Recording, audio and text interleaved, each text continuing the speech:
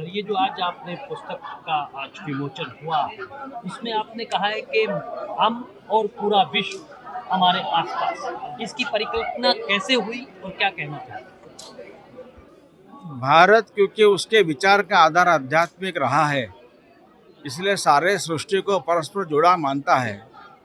तो विश्व को कुटुंब के नाते मानने की भारत की परंपरा रही है, ट्रेडिशन है। ऐसा भारत जीता रहा है। इसलिए दुनिया भर में भारत के लोग गए व्यापार करने के लिए, परंतु हमने वहाँ पर कॉलोनी स्थापन नहीं की, कन्वर्ट नहीं किया, वहाँ के संसाधनों को लूटा नहीं, गुलाम बनाकर उनका व्यापार नहीं किया। हम लोगों ने वहाँ पर वेल्थ क्रिएट की, उनको कल्चर सिखाया, कपड़ा पहनना सिखाया। उसी तरह दुनिया भर से प्रताड़ित होकर जो पारसी सीरियन क्रिश्चियन भारत में आए, उनका स्वागत स्वीकार हुआ, अपने अपने रिलीजन का पालन करने का स्वातंत्र्य मिला, अपने पूजा स्थल खड़ा करने का स्वातंत्र्य मिला, लोगों ने सहायता की है। यह जो भारत का व्यक्तित्व है, यह भारत की आध्यात्मिकता के कारण ही है। इस भारत की पहचान को दुनिया के सामने आजकल के घटनाओं के संदर्भ में रखना और नित्य जीवन में होने वाली घटनाओं को परिभाषित करते हुए भारत का सही परिचय देना, इसको लेकर मैंने समय समय पर अनेक लेख लिखे। इन लेखों का संग्रह इस पुस्तक में है।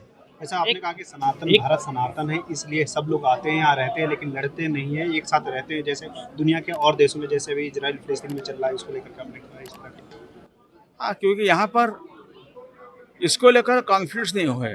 किसी का रिलीजन अलग है, जाति अलग है, वंश अलग है, इसको लेकर कॉन्फ्लिक्ट नहीं हुए।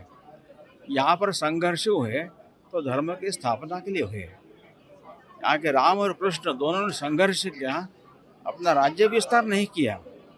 उन्होंने लोगों के, उनके वंशजों को राज्य सौंप दिया और वापिस आए।